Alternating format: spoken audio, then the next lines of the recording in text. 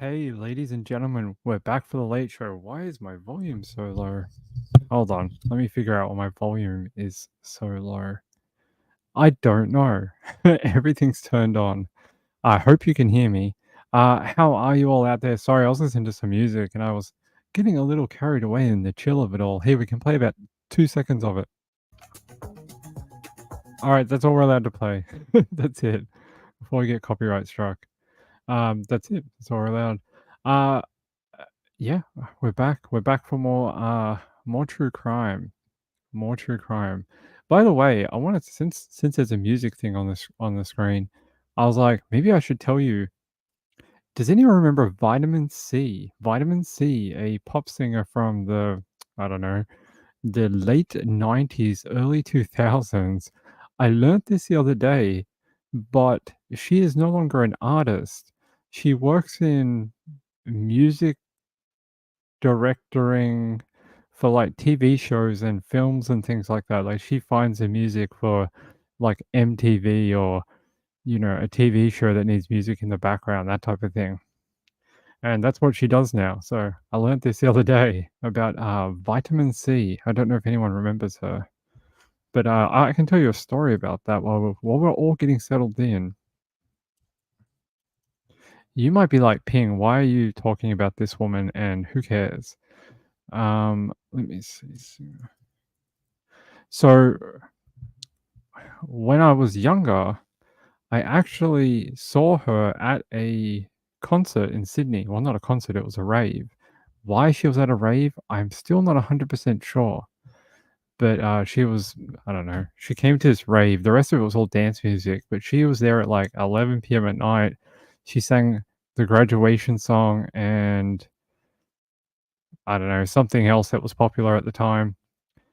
And I was there and I actually met a really hot girl that night. That night I met this really hot girl. Cannot remember for the life of me her name, unfortunately. It was over 20 years ago, and uh, no, I can't remember. Yes, I can. Her name was Lucy. Her name was Lucy. There you go. That was way back in the back there somewhere. I was like, it took me a while to figure out what her name was, but her name was Lucy. But yeah, I met her at this concert where this lady was. Anyway, yeah, I found out she doesn't do any singing or anything anymore. Her name is Colleen Ann Fitzpatrick. And yeah, she's here. So she used to work as the vice president of music at Nickelodeon. Now she serves as a music executive for Netflix. Would you have ever have guessed? I guess not everyone I guess not everyone gets to do their music career forever. Hey Yuta, how are you? Hey Natasha, how are you? Kathy says, I don't remember vitamin C. Yeah, you need some vitamin D. What, yeah, that sounded wrong. Ping. That sounded like you were telling someone they might need a good night of loving. You need some vitamin D. Have to use the deep voice for that one. All right. Let's go. Let's get some crimes. Let's get some crimes. All right.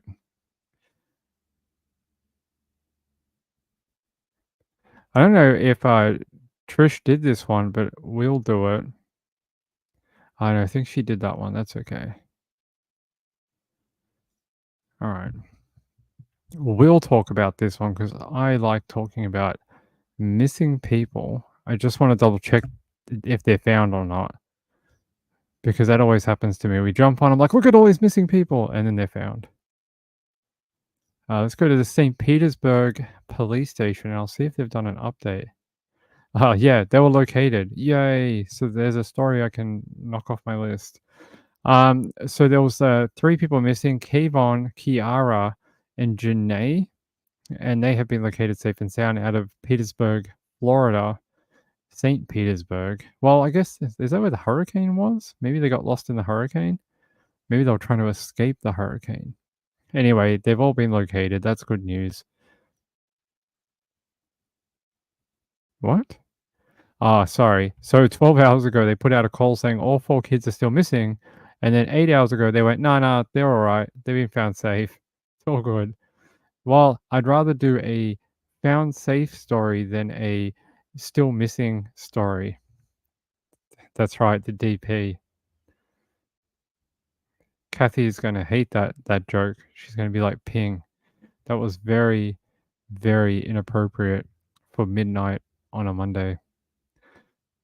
Alright, let's see what else I've got on my list. I know we had something.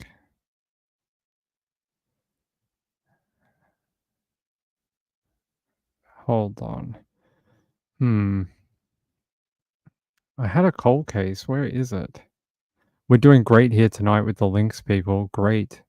Great. Here we go. So I don't know how the hell we missed this story a few days ago, but I am happy to do it, and this is bizarre. I just have to forward this a little bit. ABC 12, you are not doing a good job of what? Hold on, check this out. I had to scan through this. Look at this. This is all ads. Look. Are going through our complete lineup of like 50% of their video that they uploaded to ABC 12 is commercials. Yeah, I'll play this bit. This is ABC 12 News at 6. The man accused of killing a Bay City Schools custodial worker and dismembering his body was formally charged today. Thank you for joining us tonight at 6. I'm Angie Hendershot. 40-year-old Robert Tweedley faces 2 felonies, including murder. And our Terry Camp has been covering the developments in this brutal murder case. Terry, any more information on what exactly happened? Well, not really, Angie. The criminal complaint states the murder could have taken place 4 days before Justy Stillwell's body parts were being found a week ago, Wednesday. One thing is certain, the Bay City community is relieved that Robert Tweedley will remain behind bars for now. We are all affected by this. A packed Bay County courtroom watched as Robert Tweedley Jr. was arraigned, charged with open murder and dismembering a body. His attorney for the arraignment entered a not guilty plea. The criminal complaint indicates 40-year-old Justy Stillwell may have died as early as September 14th. Family members became concerned as he hadn't showed up at Handy Middle School, where he was a custodial worker. His body parts began showing up along the Saginaw River near a Bay City boat launch the following Wednesday. ABC 12 News has learned there may have been a dispute over a debt inside the Elm Street home where Tweedley lives. There was a confrontation and Stillwell was murdered. Police would later find Stillwell's remaining body parts in another part of the city. Bay County prosecutor Nancy Barushko says Tweedley had a previous felony conviction in the Muskegon area and also indicated that Tweedley has made some admissions to these crimes. Bay County District Court Judge Mark Janer set Tweedley's bond at $1 million. Inside the courtroom, Justy's family members, who did not want to comment. Barbara Knight doesn't know either family, but she says these crimes have stunned this community. This is a horrible thing that has happened here. We all feel unsafe at this point. I have grandchildren, and I'm afraid for them to even be outside playing at this point. She feels a little more safe now and is hoping Tweedley won't be able to post bond. But I'm not comfortable with the $1 million bond. I don't believe he should have a bond at this point. And at this hour, Tweedley remains in custody.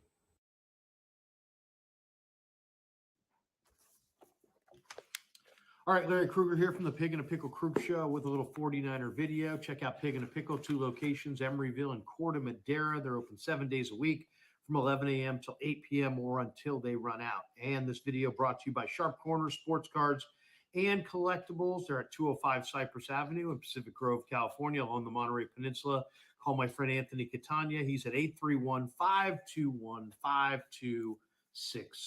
All right, Kyle Shanahan spoke today to the media after the 49ers got a win yesterday over the Patriots. Jacob Cowing, he started with the injuries. Jacob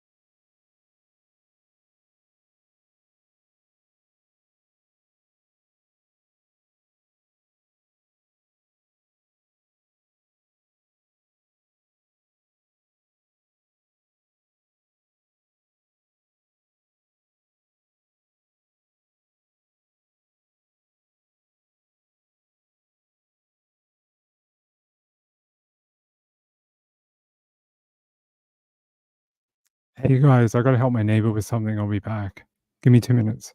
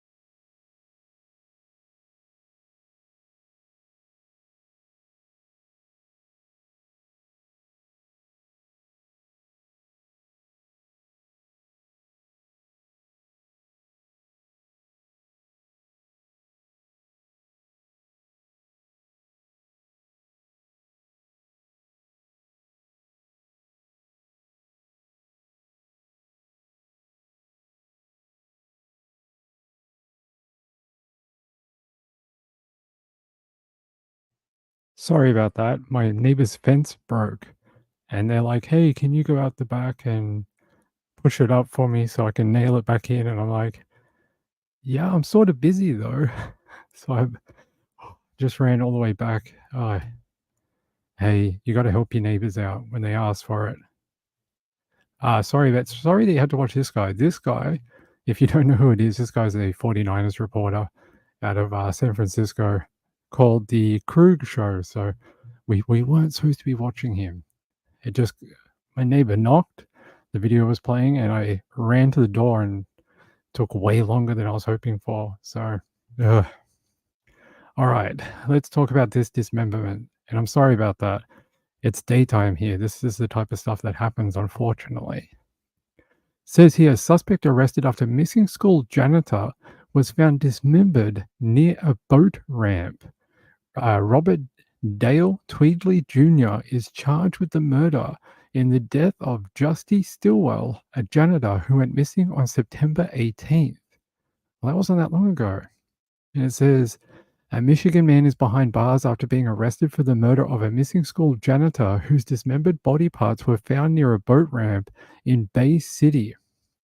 They say Robert is 40, is charged with 1 count of open murder and 1 count of moving and mutilation of a corpse in connection to the death of 41-year-old Justy Stillwell. Stilwell was reported missing by his family on September 18 after he failed to show up at work at Handy Middle School in Bay City. The same day, police responded to the Edward Golson boat launch. Boat launch? Okay. Boat launch. After a teenager spotted a severed foot in the Saginaw River. A severed foot. That's not the fishing you want to go for. Police later found his arms and the lower parts of his legs in the same water. The body parts were identified as belonging to Stilwell through fingerprint identification.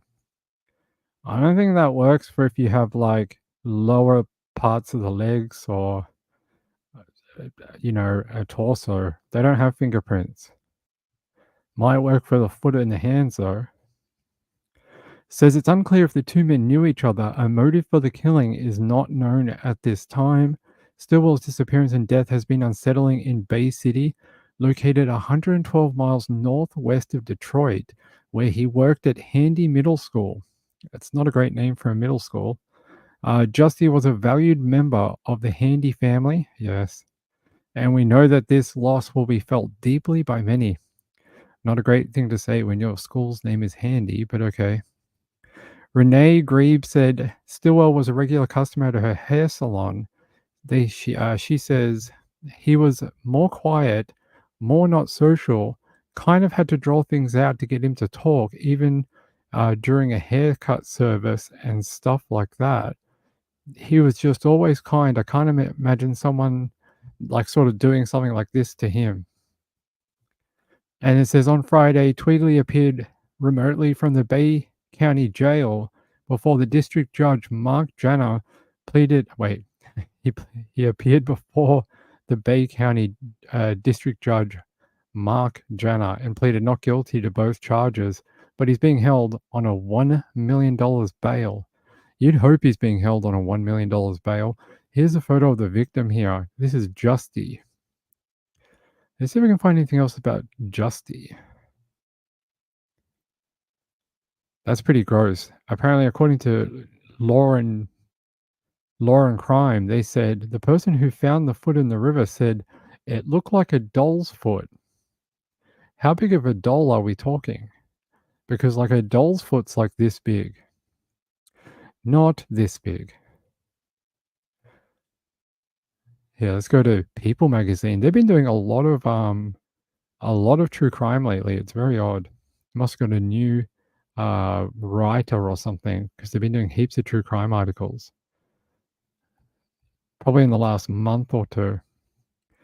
Says here, teen finds dismembered remains of school custodian by boat launch. Suspect charged with murder. Here's a better photo of Justy. That's better than the black and white one. And they just said a suspect has been arrested after the dismembered body parts of a school custodian were found by a teenager. You know, in that other article, they said they're not sure if they have a prior relationship or something. Well, they found the murderer pretty quickly. So how did they do that? They're saying here, officials arrested a 40-year-old man in connection with the discovery. They said in a statement, authorities did not name the suspect, but he was identified as Robert Tweedley Jr. by WNEM or M Live. Let's have a look. Oh, we've got him in the jail. Let's do that. This man charged in the gruesome murder and dismemberment of Justy Stilwell. Last week, Stilwell's arms and legs were found at the Golson boat launch in Bay City. TV5's James Felton was at today's arraignment for 40-year-old Robert Tweedley Jr. He tells us there were so many spectators, they needed to open another courtroom. James. The Bay County Courthouse needed 2 rooms for all the people that showed up to see the video arraignment of accused killer Robert Tweedley. I spoke to one observer who just wanted to see what was going on. I'm here because of my love for my community. This is a horrible thing that has happened here. Bay City resident Barbara Knight, who has no ties to anyone in Friday's court proceedings, tells us the murder of Justy Stilwell had an impact on everyone. we are all affected by this. This is our community, and it's a very scary thing. It always happens somewhere else, and you never think it's going to happen here, but it did. Robert Tweedley is charged with open murder, a life offense. He's also charged with disinterment and mutilation of a dead body, a 10-year offense. These charges stem from the killing of Justy Stillwell, whose remains were discovered at the Golson boat launch in Bay City last week. I have grandchildren, and I'm afraid for them to even be outside playing at this point. I can't imagine what this family's going through. This is a horrible, horrible thing, and my heart goes out to all of them. The prosecution told the court that Tweedley admitted to his involvement in the murder of Justy Stillwell. That's one of the reasons the judge set his bond at $1 million. But I'm not comfortable with the $1 million bond. I don't believe he should have a bond at this point. This is just too serious of a matter. Tweedley was arrested Wednesday morning after police executed a search warrant at the home he rents on Elm Street in Bay City. I'm glad they caught him. Yeah, that I was worried about that, them not being able to catch him. But thank God that they did. So he's incarcerated at this point, and I hope he's segregated. I really do. Tweedley is presumed innocent until proven guilty in a court of law. Back to you.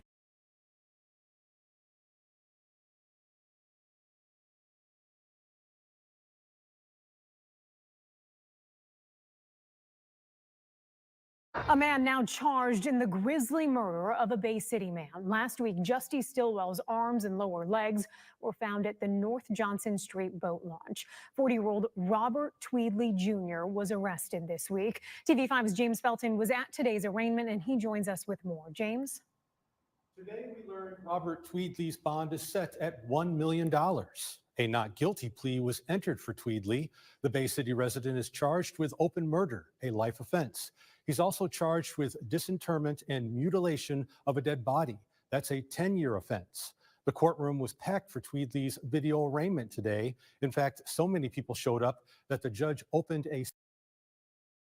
You know, that is very odd that there's a connection here they're not telling us between the accused and his victim. Because how did they know to go to that specific property and execute a search warrant? Yeah, there's something there that they haven't explained. I'm just trying to see if I can find the reason.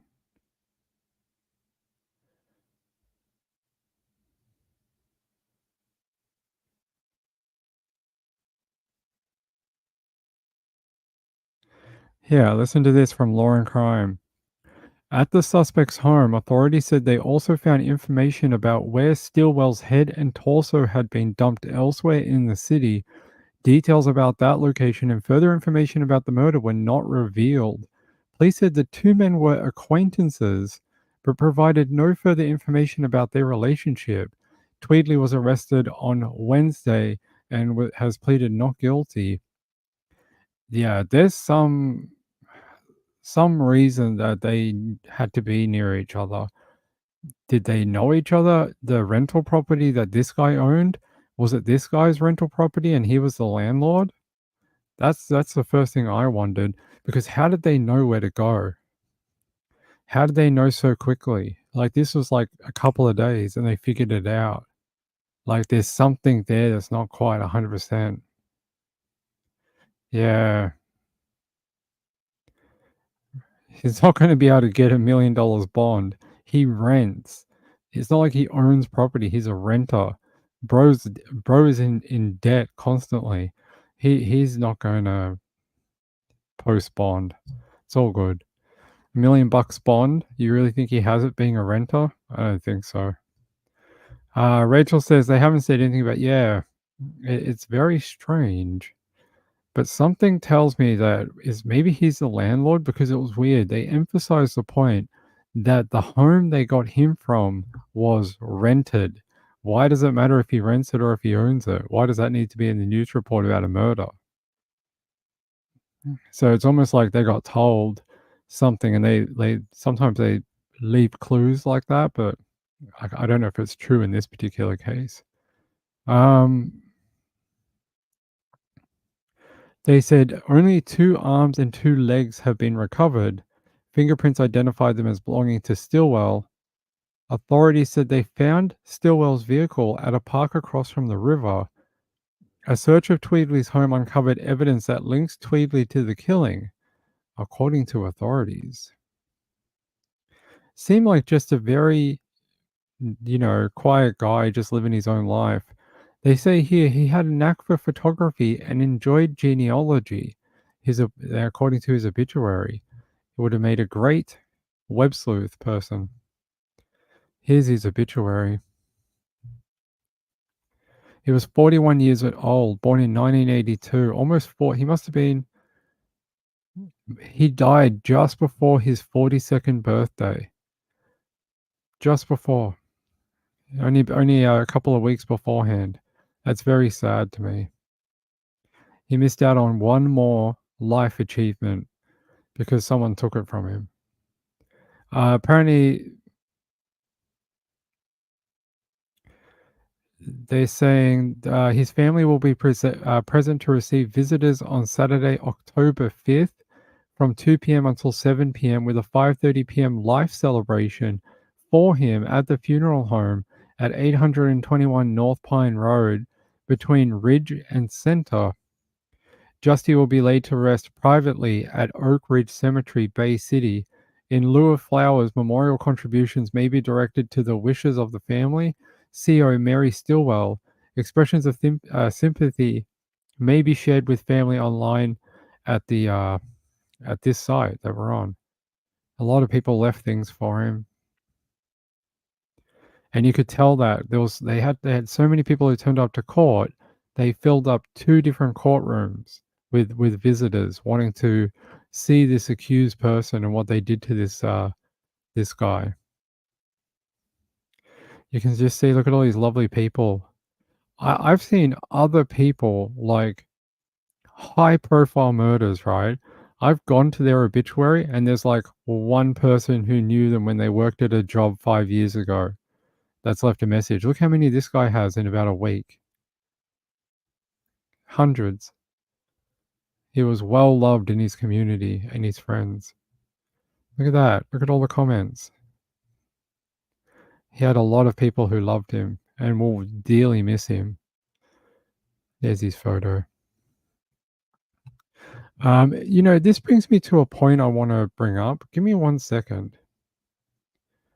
I always grapple with the ethics of true crime and doing what I do on YouTube every single day. Every story I do, the way I present things, is that joke wrong?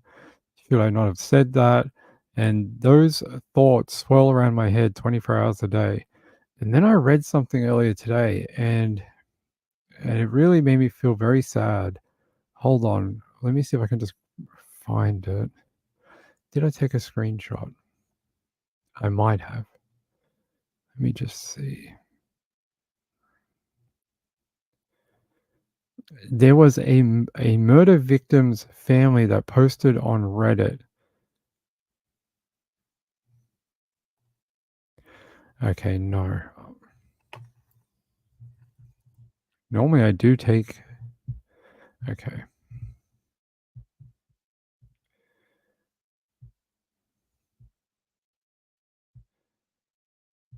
No, not that one.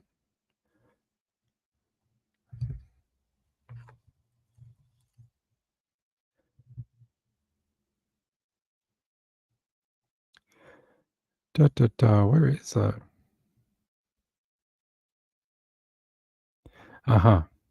Found it. All right, let me take a photo of this because it'll be easier to show you. I think it's a good discussion about true crime covering, people's tragedy in their lives. Like, I think one of the biggest things you always have to remember is that there's real people behind this, and that it's somebody's family that's been ripped apart, even if it's the victim or sometimes the perpetrator. Because just because the perpetrator did something doesn't mean the family either knew about it or had any idea, and their lives are often turned upside down as well. All right, let me put this up here, and we'll all have a read of it, because I think it's a really interesting post by this person. Okay.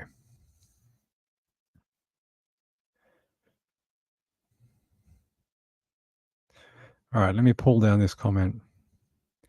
Okay, and it says here, we are moving my sister's final resting place because people who like crime as a hobby won't leave us alone and have been sick over this.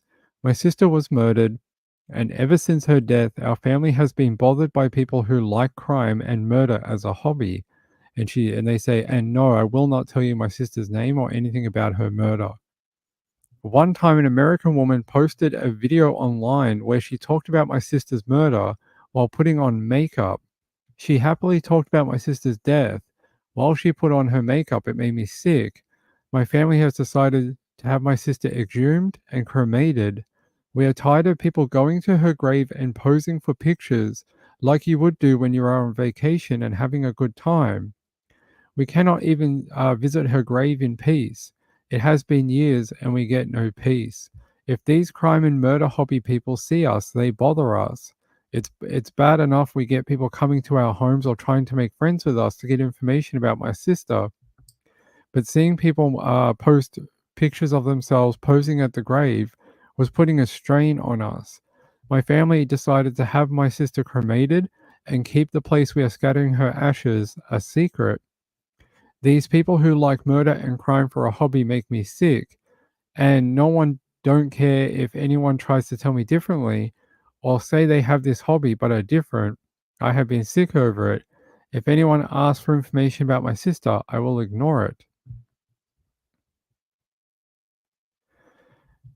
I have a funny feeling I know who the case is. It's not an American case, it's a European case, I think. I'm not going to say who it is out of respect for the family, because I actually heard they had had these problems. But it's posts like that that really make me try and be very careful with the way I talk about certain things. And when I read this post, I couldn't believe it that they've had to make the very sad decision to exhume a murder victim and then have her remains cremated to give them some peace in what they've already had. Probably one of the most horrific events you could ever ask for as a human happened to them, the loss of a daughter and a sister. And then have tragedy pimps and things like that trying to go to the gravesite and take photos and ring them up or go to their home or try and make friends with them. Just don't do that. Try and understand that they're real people and understand what it would be like if someone killed your sister or killed your dad or mom or something like that. Would you want their gravesite to become a tourist attraction? I don't think so. It's supposed to be a sacred place for the family to go to feel some connection and serenity to the victim, to their loved one, but also a place for them to feel like that's the one place in the world where it's safe for the victim and them. To have people going there and taking photos and posting about it online is it's really not funny, and that story made me very, very sad. Angela says, I don't understand why people are going to her grave and taking photos. If it's the case I think it is, it was a really big media case. I don't know why they would take photos, but I don't know. There's people who go to like Marilyn Monroe's grave and take photos. There's people that go to like, I don't know. Think of some other like they probably would go to Casey Anthony's grave not Casey Anthony. What's her daughter's name? Kaylee Anthony. If that was a public location, I'm not sure if that's a known grave site or not. People would probably go there and take photos because they watched it on court TV. Yeah, I agree. It's a sacred place for the family. You just leave it alone. After all they've been through, there's a way to do this true crime stuff. Stay respectful and try and leave these. This is why I'm so hesitant to ever reach out to family members. I get a lot of people suggesting ping, email the family, ping, contact the brother, ping, talk to the sister. And then I read posts like this. And I'm like, I really don't want to do that and become a part of their problem. Like, I don't want to do that. So, my policy, and it's been this way for a while now, is I don't contact family members. And the only way I'll do anything with a family member of a current crime or past crime is if they reach out to me. And that's now my policy. And I've had that policy for, I don't know, since we started the channel almost. Kathy Lynch says, "Don't go stand on their lawn and yell at the house."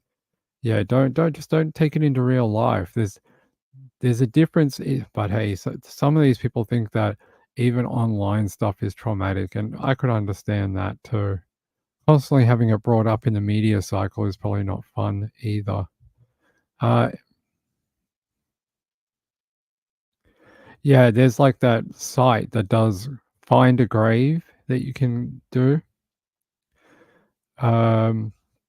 Rachel said, "That's terrible and so disrespectful. My heart breaks for that family to have to relive everything again because people aren't respecting them." Exactly. Imagine the families of Wade Wilson's victims. Oh my God. I mean, they must be beside themselves that there are literally women out there. There's really naughty words that Ping would love to say right now about their virtual actions, and the way I would describe it is they are virtually eating a hot dog, a large one. And that's exactly what they're doing to Wade Wilson. They're virtually, yes, that. It's really inappropriate. The fact they're trying to raise money for him. For what reason? Like, I'm not going to tell anyone how to spend their money. I'm not going to pocket watch anyone. You want to burn your money by doing something like that? That's your choice. But Kaylee Anthony is buried in Mountain View Park. Okay, I don't know where that is. Is that in Florida, or did they move her somewhere else? Some of the followers are off their rocker, 100%. Who is Wade Wilson? He's that guy in Florida. Here.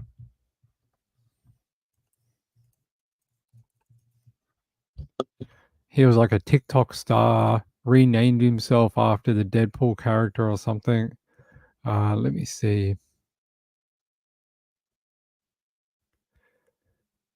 Let me see if I can find something from like ABC or some sort of news agency.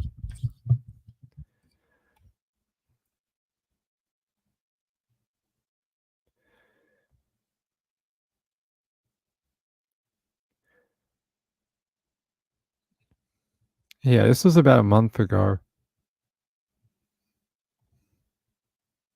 Nature and quality of each aggravator and mitigator. Having reviewed all of the aggravating factors proven beyond a reasonable doubt and all of the mitigating circumstances reasonably established by the evidence, the court finds that the aggravating factors greatly outweigh mitigating circumstances. Given the facts of the case, nothing in defendant's background or mental state would suggest that a death sentence is inappropriate. This court's review of other reported capital cases has led the court to conclude that the death penalty is not disproportionate in this case. Under the totality of the circumstances and evidence, the court finds no basis to override the jury's verdict. The totality of the circumstances warrants that the defendant, Wade Stephen Wilson, be sentenced to death for each count of first-degree murder. Accordingly, it is ordered and adjudged that the defendant, Wade Stephen Wilson, be sentenced as follows. Count 1, first-degree murder of Christine Melton. The defendant is hereby sentenced to death. Count 2, grand theft of a motor vehicle. The defendant is sentenced to 5 years imprisonment in the Florida Department of Corrections. Count 3, battery. The defendant is hereby sentenced to 364 days in the Lee County Jail.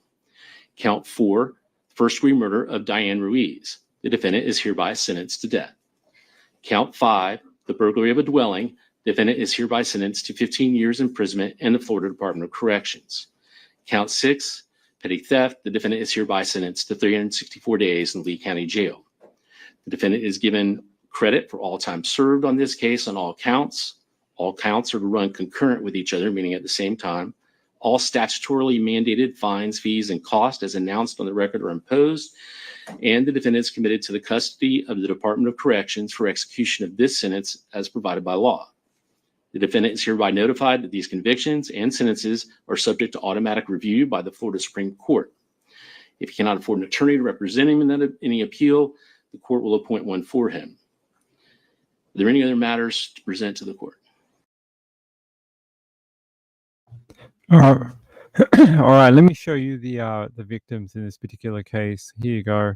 These are the two victims that he is convicted and sentenced to death over killing them on the same day, right? If I remember correctly.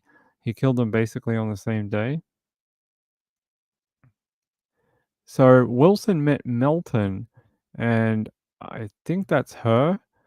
I might be wrong. I haven't followed this case, this one particular, but I think that's Christine Melton, and that's Diane Ruiz here. But I could be wrong. It could be the other way around.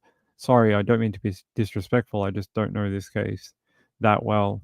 But it says here Wilson met Melton, which is Christine, and went home with her on October 6, 2019. The next day, he strangled her to death in his Cape Coral home where her body was discovered. And then Melton was remembered as a cat lover and a great friend during the trial. And then it says here, Ruiz was reported missing October 7. The bartender was walking to work at a nearby bar when Wilson approached her in a car he stole from Melton's home, asking for directions. Ruiz got in the car where Wilson strangled her and ran her over until she looked like spaghetti. Wilson's dad said his son admitted during his testimony that fact. Ruiz's body was found on October 10 in a field behind a Sam's Club. There is his original mugshot where he only had the neck tattoos under here. Since he's been in prison, he's had the other ones done, right? Or before he went to trial, he had them done. And then he had these stupid tattoos where he looks like a complete dumbass. Like, some tattoos are awesome, and even some face tattoos are pretty cool, but he's just a freaking idiot. Here is his dumb face. He got like the stupid stitches across the mouth, like what do they call that, a Glasgow smile, and then that looks like an autopsy kind of stitch up. And then he got a swastika here, and then I don't know what the hell this is. It means I'm a brainless idiot or something. And then something here, it says, why don't I have eyebrows? Yeah, I don't know. You do though. Maybe they grew back. And this other stuff, NMM or whatever. Maybe it's a gang, prison gang. Maybe he's their local fluffer. That's what he does in prison. He keeps all the other guys stiff. Yeah, I saw that too. Yeah, he's had some weird. Yeah, he got beat up in prison. Probably got them to look scary. Well, it didn't work. Some guys already beat the absolute crap out of him in prison. Yeah, a swastika. No wonder they belted him until he had no more teeth. You can't do that without the gang's permission. Otherwise, they'll just beat the living absolute crap out. They won't kill you. They'll just beat you every day. They'd rather beat you every day than to kill you because it's not as fun and you won't suffer as much. So they'll just beat you every chance they get. Apparently he's trying to fight the DP. He's trying to, not the other one. He may get the other DP in prison, but I'm talking about the other one where it's a sentence. He may actually get that in they're trying to appeal it, but I don't know if he's going to get it. I don't think so. I don't think so. Let's see what's up with his appeal.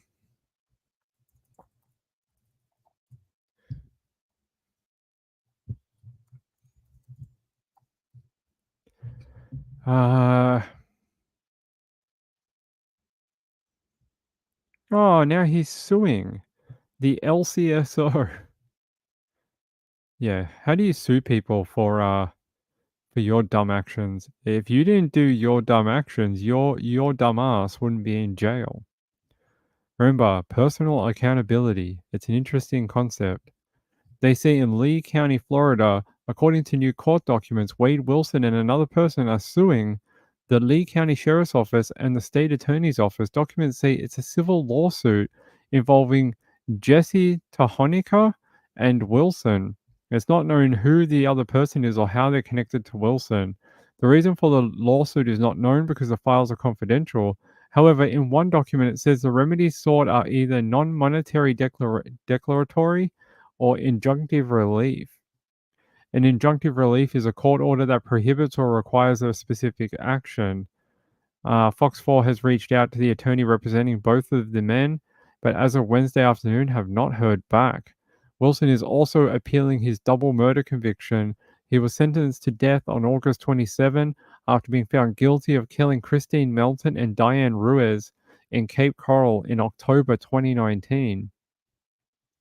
His attorney tells Fox 4 that no substantive documents have been filed yet because they are in the process of obtaining transcripts from the trial and other relevant hearings. So they're trying to find a technicality to appeal. They go on to say that the record on appeal is supposed to be filed within the Florida Supreme Court within 100 days of the notice of appeal being filed. In this case, that was on September 16. So they are going to try. Oh, apparently this is his mugshot when he arrived on death row. He could be there for quite a while, maybe 25 years. There you go. And look, does that guy look scary to you? No, he just looks like a brute. Just a brute.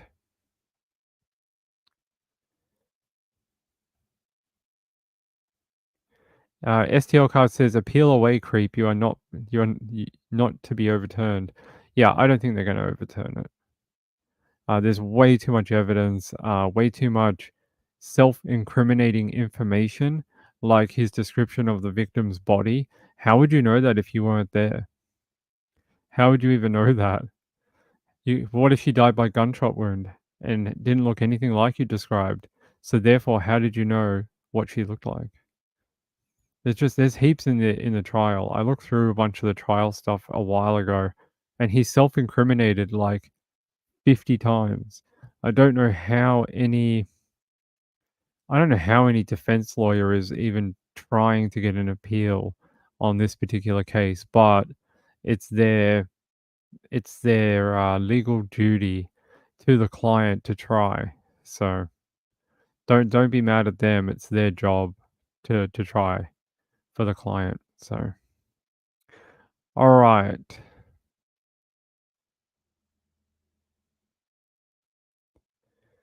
All right, since we have people that don't tune into the other channel but do on this channel, I know Trish did this one already, but I wanted to show it to you anyway because I think it's interesting if I can find the original video.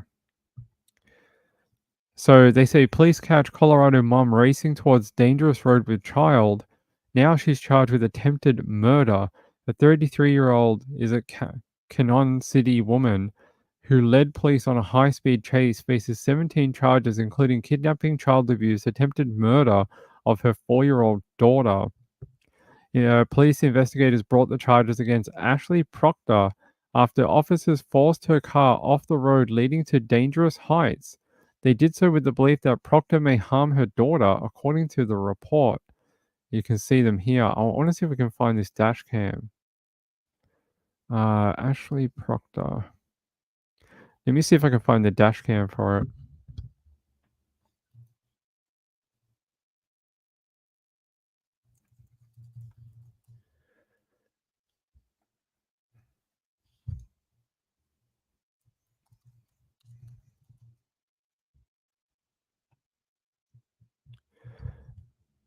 Da, da, da, da, da.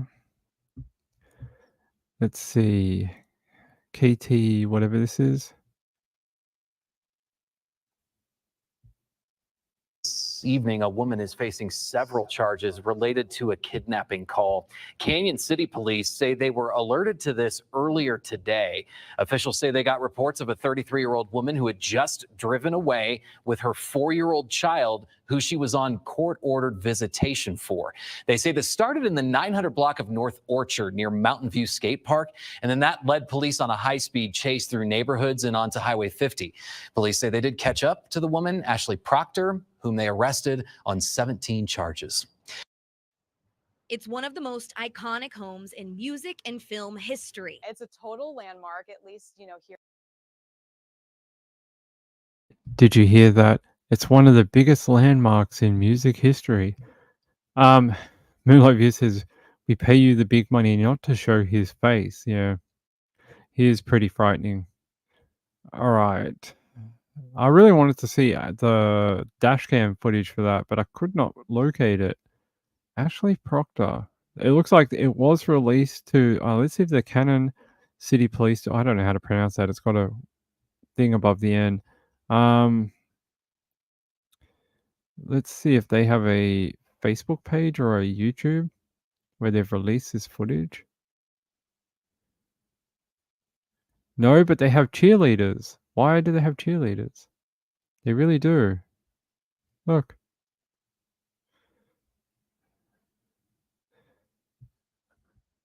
Why? Do they have music? I have no idea why they got cheerleaders on their page. I guess football's a big sport in America. Are they officers? No. As promised, the video of the SRO St. Louis dancing at tonight's high school football game. Good job, ladies. How old are these women? No, they're like 15. They're like 15 years old. They're like high school girls. Don't see anything on their thing about Ashley Proctor. Let's try their YouTube.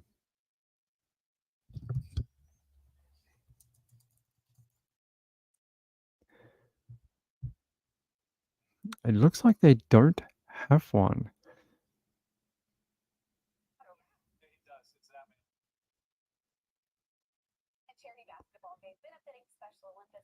Very interesting, though. Apparently, in the same city a while ago, 5 months ago, the police commander was arrested for stealing during charity basketball game. That's what comes up when I try to search for their YouTube channel. So apparently, one of their commanders stole from people during a charity thing. That is pretty crap. I'm trying to see if they have this footage on one of their local TV stations. It doesn't look like it. But let's look at this. I found something else that's really cool. Let's watch some military stuff. So it says here, watch unsafe and unprofessional NORAD shares video of close call with Russian military aircraft. I want to see this.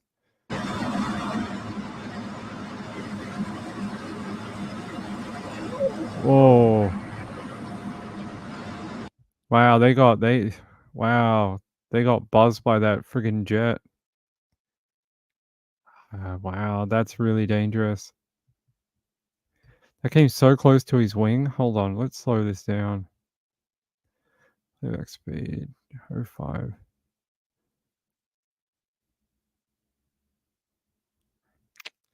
They almost took out that jet. If that guy didn't have better reaction, like better reflexes, that's so close. Should have just shot him down. You got the missiles loaded. Just fire the Tomahawk. Fire the Sidewinder. Just go. No one will miss him. No, I'm not. No, I'm not going to do it. No, I'm just going to call it that. Yeah. No. But thanks, DJ. I don't know how to pronounce it. Here, what is it? Canyon? Oh, so it's like canyon as in like a canyon. I get you. Spell things correctly. Don't use weird. Use real English. It's an American city. We don't use other languages. It's like in Australia. We use like half the things here are Aboriginal wording. Like you because we grow up here, we can talk it, but I didn't grow up in Mexico or Texas or Arizona, California, even Florida, a bunch of different places along the border. So it's not second nature. But in Australia, most of us can pronounce Aboriginal type names because every bloody place is named after an Aboriginal word, like Moorabbin, Mordialloc. Mordialloc means little creek or something. There's heaps. There's just heaps. Like half the suburbs around here are Aboriginal words, but they do not have weird lettering. They just sound the way you say it. There is no other alternate version. It's just you see the word, it looks how it sounds. That's what I appreciate with the with the English translation of Aboriginal names. It's very easy. 6 people need to click the like button. Yes, they do.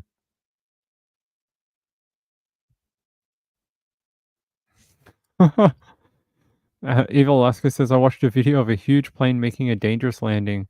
Watched 10 minutes terrified. Turned out it was a game. Or like a CGI recreation or something. Like, what do they call it? Like flight simulator. Brenda says, stepped away for a bit. Glad you're still on.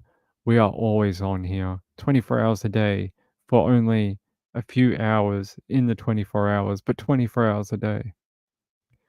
All right, let's see what else we've got. Let's have a look. All right. We're going to do a couple more and then we've got to get out of here. Let's see. Did we have a missing? Hold on. Cold case. I thought I had a different cold case for you guys. Yes, we did. No. Is it this one?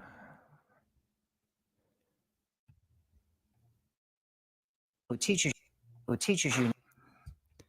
It says here, a person found in an Illinois cornfield in 1991 has been identified as a Chicago area woman more than a decade after authorities began re-examining the cold case.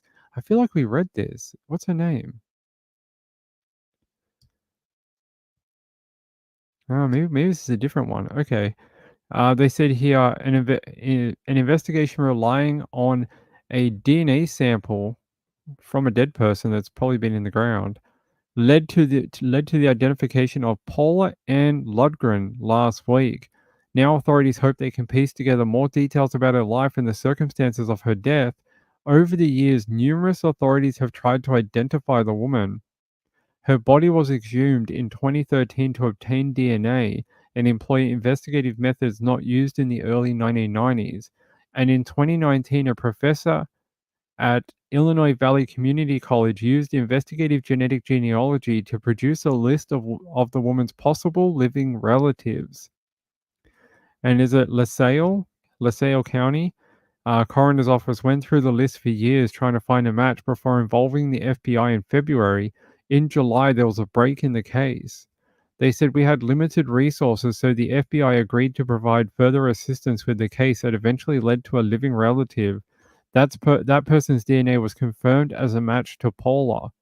Lundgren, who had previously lived primarily in the Chicago area, would have been 29 years old when a farmer found her body in September 1991 in a cornfield in northern Illinois. The coroner's office determined at the time the woman had died from cocaine intoxication. Her unidentified body was eventually buried in an Ottawa cemetery with a headstone reading, somebody's daughter, somebody's friend. Oh, I hope she can be returned to her family now. Let me see if I can... Let's see if I can find a photo of her. Where's her full name? Lundgren. Paula Ann Lundgren. All right.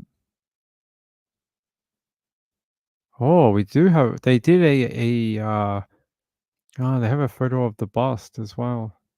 So they did a bust of her at some point too, and there's a gravestone saying somebody's daughter, somebody's friend, Jane Doe, and there's the model clay that they did. I don't know if we have a real photo of her. Yeah, I don't think we do. Looks like they've done a couple of different sort of clay models of her over the years, including maybe this one. Let me just double check that that's the right one. It is, yeah. So it looks like they've done a couple of different models of her over the years, including like this one, this one. That's not a very good one. This looks more like it. This one, you can definitely see her age a little more. That looks like a child, like a 9-year-old. And then like a tattoo maybe, or could be like a tattoo she had. She had like a cross. Yeah, it is a tattoo. Above her left breast, she had a cross that had different, like it looks like a wreath, a rose maybe, and then a traditional cross here. Above her left breast. Where was this one? It doesn't say. Just says above her chest. Well, I'm glad they finally identified her, but it would be nice if they actually give us a photo, like something real. That's a really good recreation though, that one. These ones are not bad. More lifelike than the clay model. Like I know that's probably clay too, that's been airbrushed and had a wig. But that's a lot better than these ones. Although this is a real it takes real artistry to be able to do this. Real artistry. It's hard to do. But that one just seems very lifelike. For like 1 second, I thought that was her real photo, but it's actually, I'm pretty sure that's clay. You can see the eyeballs and that. Someone's going to be like, Ping, that's her real photo. But I was like, I think that's clay. Here. She was found wearing black spandex shorts, men's American Outfitter striped button-down shirt with dark pinstripe on a light background. Belongings discovered lying atop a curtain with attached drapery slip-on hooks. So someone wrapped her up in like a curtain. She had breast implants at the time, was right-handed. And she had like quite a lot of dental work.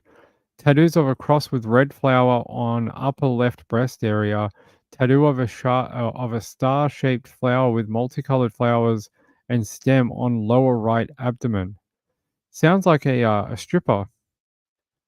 Does anyone get the stripper vibes from her? Sounds like a stripper. Like I don't know why, but just some things like where the tattoos were, the cocaine overdose, like stripper or working girl, like a prostitute. That's what I get, either a stripper or a prostitute. I don't know if it says if she was, but and I'm not sure if they know, but it sounds like to me that she might have been one.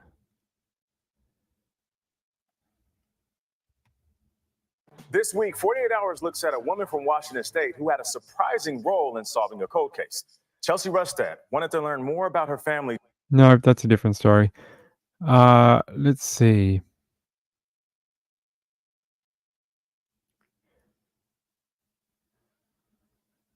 Okay, no, just the information I told you before.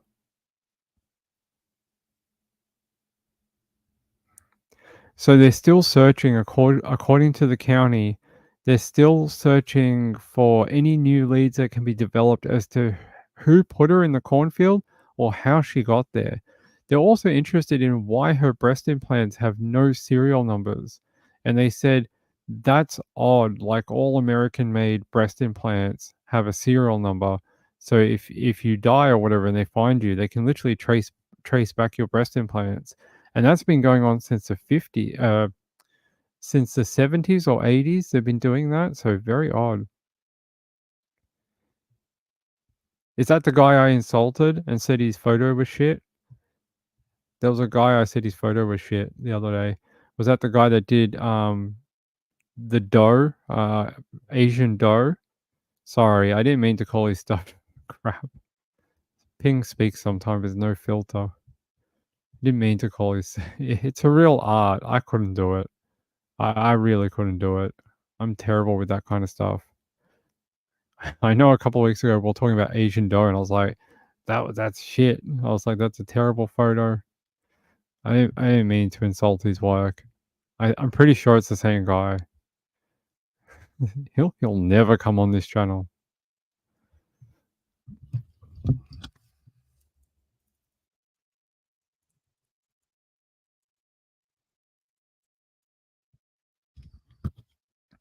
But I said that the work that he may have the item that he may have worked off of when he did the original one may have been worse quality than what they did for the new ones, if that makes sense.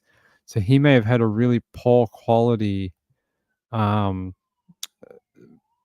source material to work from, as where when they redid them now, maybe they had much better photos of when the person was discovered, or he was only working off a very one photo, as where the cops this time had 50 photos from the autopsy to try and narrow it down. It was this photo here that I was making fun of. Didn't mean to. I mean, like you says, I'm glad I'm not the only one. Yeah. Yeah, because I was like, it doesn't really look like anything like this. I think that's just where my shock was, because they don't look similar. These photos do not look anything like this photo. These look like two different people. So if for the last 20 years we've been searching for this person, that's not that's not the same as what this person is. Don't worry about the hair or length of hair or whatever. Like, I've got long hair. Like, do you know what I mean? My face doesn't change. I've got long hair. But these are two different facial structures. But like I said, it could have been from a really poor source material or something like that. Maybe he only had one photo or something. So I shouldn't have spoken so hastily. It's very wrong. It's very wrong to rubbish someone else's work like that. But these photos are great. These are really, really interesting. The only thing I would say, and it probably makes Ping sound like a hell of a racist, but I'm really not. I do so many people of color cases and stuff like that. And I hate to say this because people will say, oh, well, all Asian people think that all white people look the same. But these photos almost make the person look very generic. And I don't mean that in all Asian people look the same, because that's not true. Asian people look very different one to the other. But I don't know, just something about the way they've done them just sort of makes it look like AI.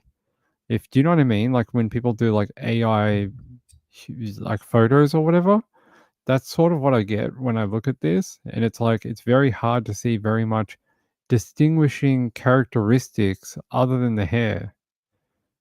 We don't really see eye color, skin shading, anything like that, and it makes it difficult.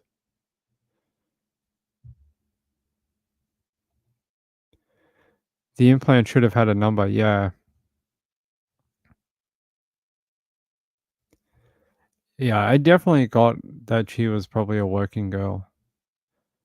Just the things like the cocaine overdose, being found wrapped up in a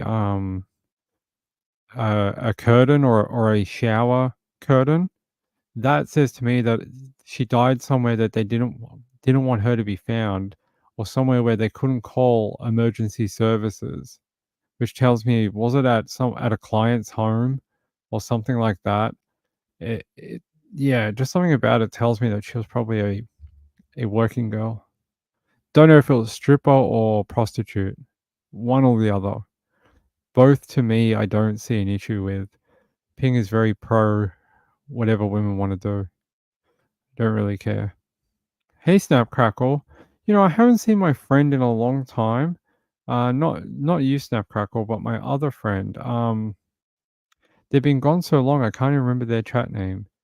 But they're my sweet friend. She helped me so much and donated to the channel like a million times. Even helped me buy this new keyboard. And I haven't seen her in months. And I was like, I wonder if she's okay. I think of when people don't show up for a while, I start thinking when we're not online, I'm like, I hope that person's okay. It's not Cheated No More. No. I saw Cheated No More last week. It wasn't Cheated No More. It was someone that used to come here ages and ages ago. Is Australian too. Lives in Australia. Pretty sure they live in like Canberra or something like that. Somewhere out in the country. But I haven't seen them in, I don't know, 4 months or something, 5 months. I hope they're doing okay. If the person who I'm talking about hears this, I hope you're okay. They'll know who they are because I said they helped pay for the keyboard, my new keyboard, and they sent quite a bit of money to help. So I hope they're doing okay. Really do worry about my viewers when they don't show up. There's people I see every single day, and then they just disappear for a while, like 3 months. I haven't seen Beth B in like since July. And I hope she's doing okay too. Hope Beth is okay. I always tell Beth that we're still building the wing of this channel that's called like the Beth B streaming room of fun and learning for young streamers of YouTube. It's a very long sign, but we'll think of an acronym. We'll figure it out. Trish told me something a long time ago about YouTube and things like that. And she was on there tonight? Oh, maybe I pissed her off. Maybe I pissed her off. Maybe I have. I don't think so though. I said thanks to her. I don't know. I don't get it. When Trish is on, I go and eat and do everything else I have to before I have to come back. So often I'm not watching. STL cards. Trish told me something a long time ago, and I've always stuck to it. The people who can donate something will, and the people who can't will help in other ways. Like they'll spread the show to people. They'll help in this way or that way, or like things or whatever. Share the show. So, oh, well, maybe I've pissed her off. Maybe I have. Maybe I've pissed off Beth B. Oh, that's a shame. I hope she's okay. Maybe I've upset her. I don't know why. I don't know why.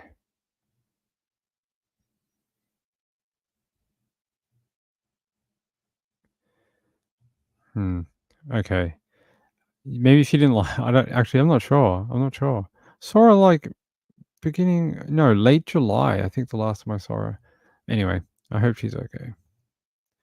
I worry about her. Even if she's just over on Trisha's channel, I don't get a chance to go over there that often.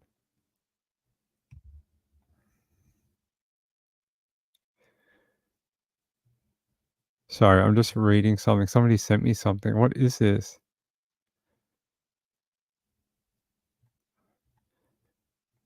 Oh, okay. Someone said Gray Hughes had a donation night tonight, and that he was sitting there with like a tin can, jiggling it like it was the what do you call it? Like the Red Cross. We're never going to do anything like that, ever. Kathy says maybe her sleeping schedule changed. Maybe. We're on pretty late. Could be. I don't know. Beth has always been a great supporter of the channel. I just assume she's busy or whatever, and she'll be back when she's back. That's the way I think of stuff. She'll be back when she's back. I don't think he was really doing that. I think it was a joke. But yeah, just be rest assured we're not ever going to have a donation night. The frick is that? Why do you need to have a night every month to do that? Plus every other day of the month. He does sometimes. I don't know. Somebody just sent me it. Someone sent me this. What is this? Hold on. I don't know if I can show it to you. Someone sent me this.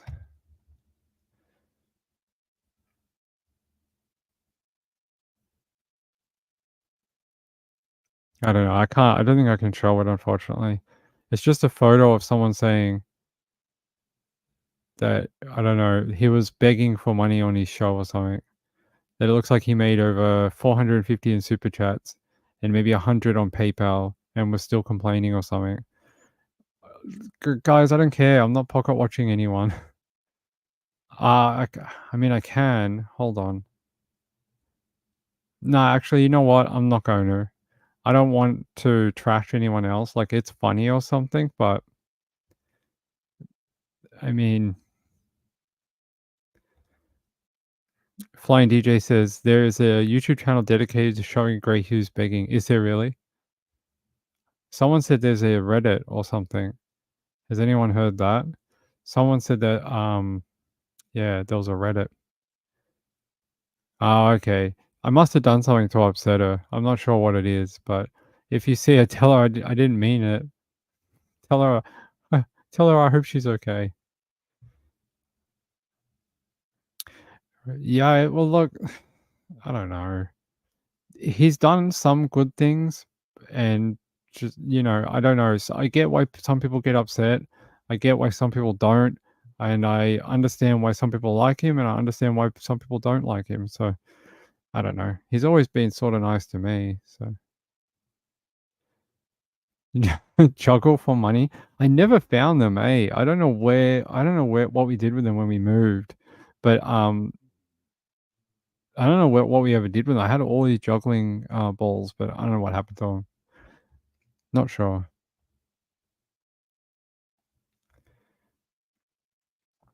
What did Danny say? He's too harsh for you? Well, look, I'm not sure about the whole treat him mean, keep him keen type of thing, but if that's your shtick or whatever, hey, he makes like $500 a night or whatever on his show. Good for him. He can buy a Lamborghini in 29 years. You can buy a Lambo. You can buy a Lamborghini. Oh yeah, I know. Hey, if I was here for the money, I would have been gone 9 months ago. 9 months ago. Yeah, I'm still here every day, twice a day, Monday to Friday, and once a day on the weekends. So if I was here for the money, I would have been gone a long time ago. All right.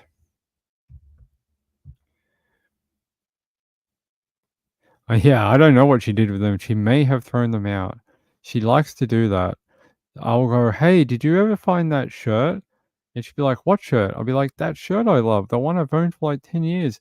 And she'd be like, oh, yeah, I threw that out like 2 years ago. And I'll be like, what do you mean you threw it out? And she'd be like, oh, well, it was old and yucky. And she's like, I'll buy you a new shirt.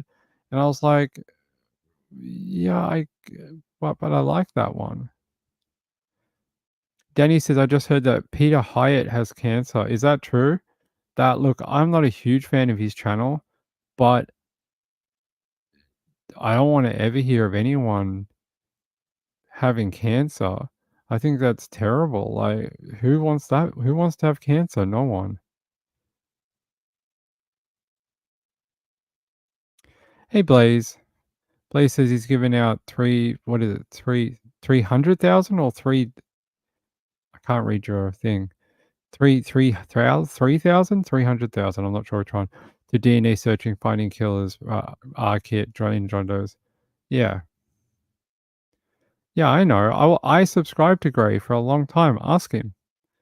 Ask him. I didn't donate much, but I donated to him for a couple of years. You can ask him if you want. He'll tell you. He'll be like, he didn't give enough. He only gave me $3 a month, but I did. April says, I haven't watched Gray in several months. Donation notice for donating to several charities.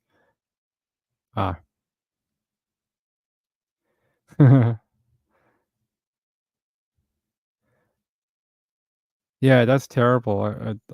I hope he's can get treatment and he's going to be all right. No, I have no idea. I don't get into any of the friggin' drama. I don't know what channel you're talking about. All I know is someone showed me a screenshot from a place called, I don't know what it was called. It was called something like, I think it was just his name. And it just has all these people that make funny posts or whatever about him. I think you just got to take it in your stride and understand, what? Inoperable, like brain cancer or something? Wait, really? Hold on.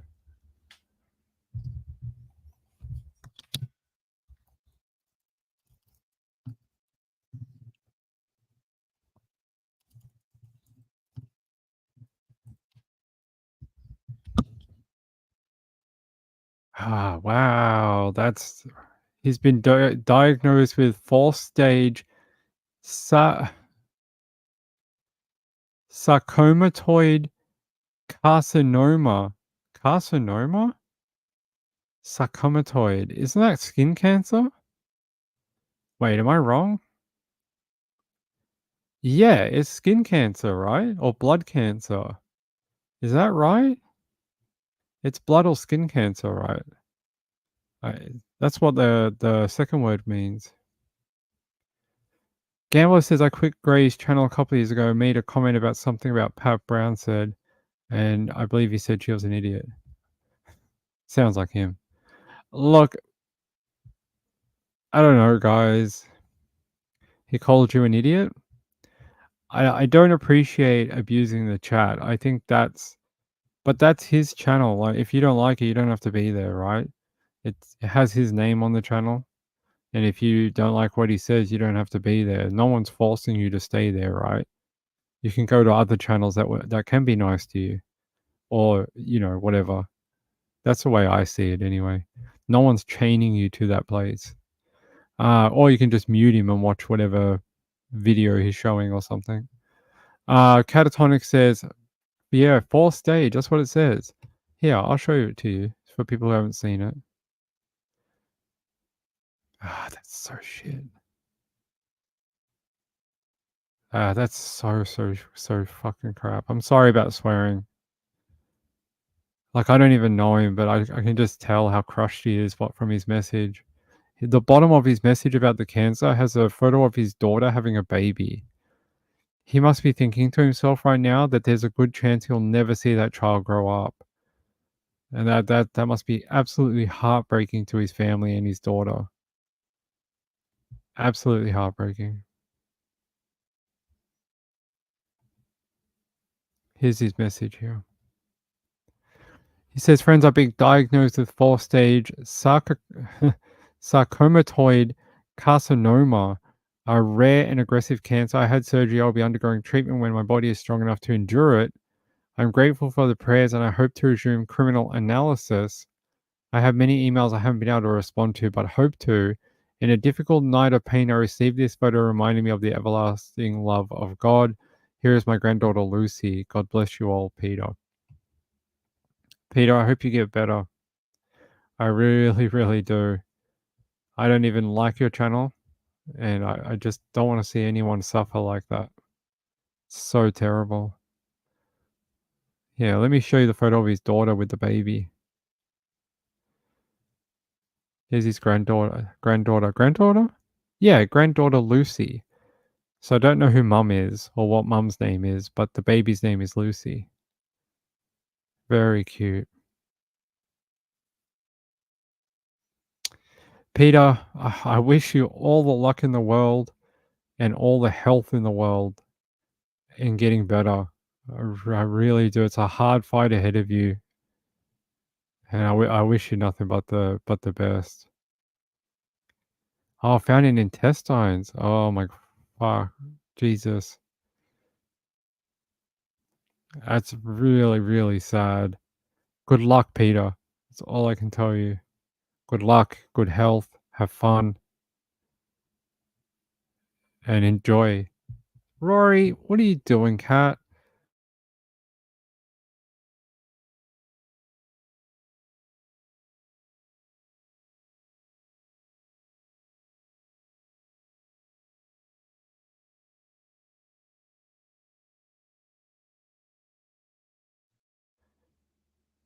Matumbo died? I didn't know that. Mamma Mia says our chatters and ping are respectful here. Yeah, like I'm not even a huge fan of his stuff. Like I've watched it once or something, but I you know, that's a really crappy situation to be put into. And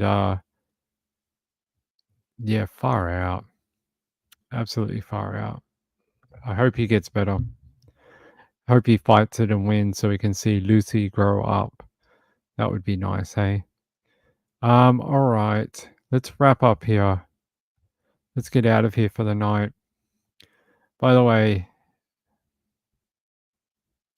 it's called YouTube Bad Actors, huh? Okay. I try not to get into any of the drama stuff. I try not to. My rules are don't call out other channels unless you have to. Don't get involved in any of the YouTube bullshit. And don't trash anyone else's work, you know, because they put a lot of effort into it. And you wouldn't like that if that happened to you. So look, Gray's fine. He has his own shtick and whatever, and that's his thing. And if you like it, then you like it. If you don't like it, then you don't like it. You don't have to be there. That's the way I think of everything in life. You can make a choice to be where you want to be and watch what you want to watch. That's the life we live here. STL card says a soap opera star passed away from cancer. Will they come back alive and then avenge their brother or something? Pete Rose, yeah, someone said that earlier. Baseball player, right? Wasn't he like banned for something and then he was like the one of the record setters or something? I don't know. But God bless to his family. Blaze says good night and sweet dreams to all. Yeah, good night to you all. I really appreciate it. It is getting a bit late. I still have to go do a workout. You know, I do want to know a little funny story before we leave. So I ordered some of this. So if you don't know what this is BCAA, BCAA, and EAA. So if you don't know what that is, it's what is it? Blockchain, not blockchain, something chain amino acids, and the other one is essential amino acids. Wait, what does BCA mean? Yeah, no, branched chain, not blockchain. That's cryptocurrency. Branched chain amino acids. And the other one is EAA, which is essential amino acids. So I bought this. It's grape flavored because who doesn't love grape? And I opened it up and I was going to make one before the show and drink it. And they didn't put the scoop in here. There's no scoop for dosage. So I can't dose it. So I contacted Amazon and I was like, I don't know if I have to return this or something, but I opened it up and they didn't put the scoop in here. And they're like, oh, that's okay. We'll just send you a new one. So I got two for the price of one. So I hope when it comes tomorrow, the other one has a scoop in it. I got a set of scales. It says 9 grams. So I can dose it out like a drug dealer on a set of scales. But this stuff is supposed to be pretty good. At a fistful or so, I think I'd die. I think this thing has like 100 milligrams of caffeine in it for every 2 scoops of 5 grams or something. It has 100 milligram of caffeine. But it's supposed to be good for like muscle thing. Actually, wait, before we go, one thing. Hold on.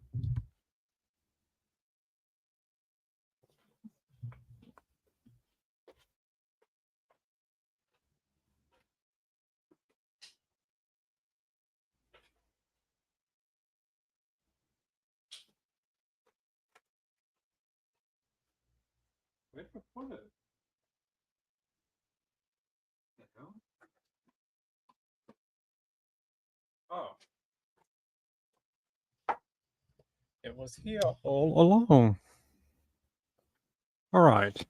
Before we go, can anyone guess what this is? Oh, there you go. It makes a loud noise. What is this? Whoever wins gets a free membership. What is this? If anyone can guess what this is, it's not a male bra just for holding up one boob. That's not what it is. It's not like I don't put it around my neck and hold up one of my giant pecs where the other side is not giant. So I have like glastoma or something. A hernia belt. Actually, Danny, that's a pretty good guess, but that's not what it is. Actually, I need one of those for weightlifting, but that's not what it is. There might be two of them. There might be two of them. I might have two. And I've only taken one down. Oh, there you go. There's a clue. Goes on your butt to do resistance training. It goes around your belly. No, it's not a hernia thing. It's an over-the-shoulder boulder holder, according to Evil Alaska. It is not a bra. Or legs. Or legs? No, it's not for legs. It's not for legs. I'll give you guys a couple more guesses and I'll just tell you what it is.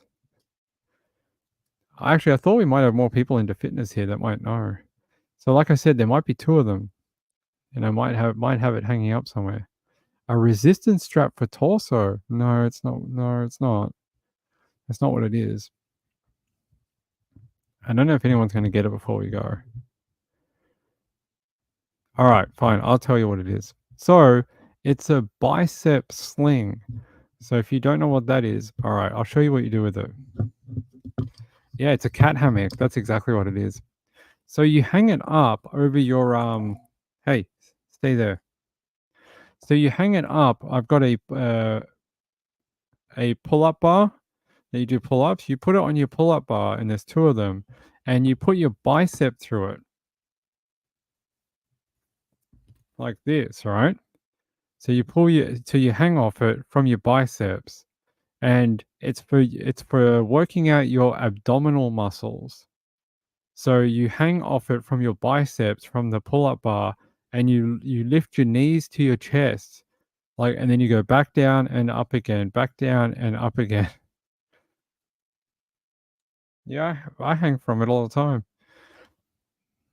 So that's what it's for. It's for working on your core muscles, from hanging from the pull-up bar, from your biceps.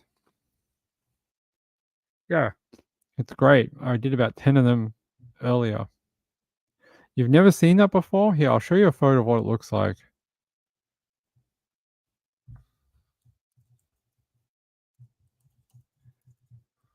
For you people who like to do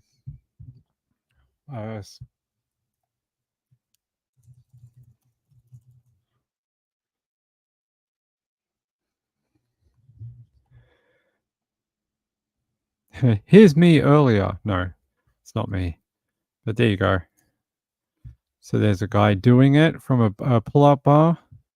So you put them around your things, then you lift it up, and then you lift your bottom of your body up. So that's you just only target your core muscles. So you lift it up and kills your abs. I did about 10 before, and so you do the top bar and you pull up to do the top part of your abs, and this thing you do the lower ones because you can't target both with the same exercise. So that is not me. I do not. Do you think I have that bigger muscles? I don't think so. Don't think so. Not yet. Not yet. Maybe in 5 months with some more protein powder and amino acids. Maybe in 5 months. Not yet. Maybe in 10 years. I never had the arm strength for that. I tell you, when I first got that pull-up bar, I tore everything in my arms, in my abs, in my obliques, in my abdominals, everything. I couldn't move for like 3 days. Yeah, it's an abdomen workout thing. Yes, I definitely have a tattoo on places you can't see. Working 9 to 5. Yeah, I love it. It's great fun. I like anything where you can do things and exercise. I hate just having a barbell and going like that. It's so boring. I like to do things like, so that's why I got the TRX and which is suspension training. And I've got resistance bands and this and a pull-up bar. And, which reminds me, I'm going to go now and I'm going to go do exercise. I'm going to go get my exercise in and I'm going to have a peanut butter and banana protein shake and I'm going to get out of here. It is definitely not me. I don't know. I don't have any tattoos. When the Niners win a Super Bowl, I'll get a tattoo on my arm. When the Niners finally win, twice now I thought I was going to get a Niners tattoo. And I was like, yeah, I was looking at designs. I was like, oh, I could design this myself. And no, we lost both times. Yeah, do it, muscle man. My name is Arnold Schwarzenegger. I am the strongest man in the uniform. Danny says Bowflex. Yeah, I like the Bowflex. Is that the thing where you go like that and you push it in? Is that thing? My dad had one when I was a kid. And you can go like that, like a bow, and then you can push it in as well. My dad had one of those.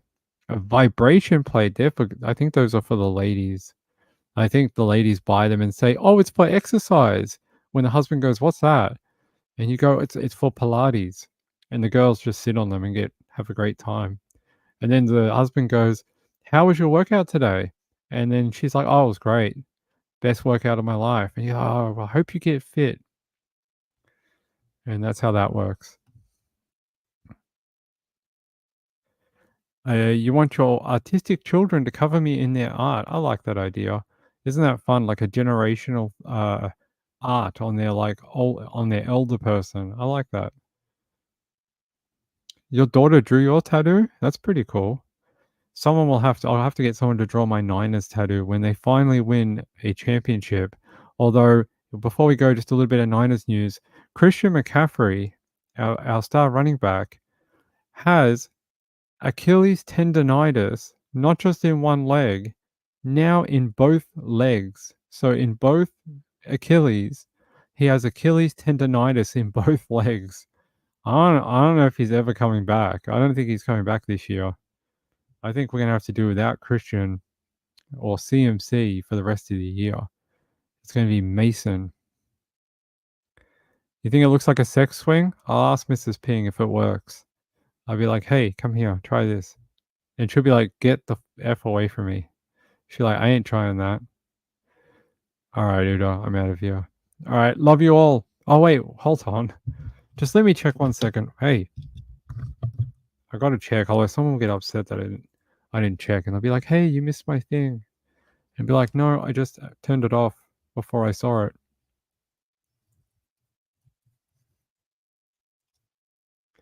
All right, let me just check here.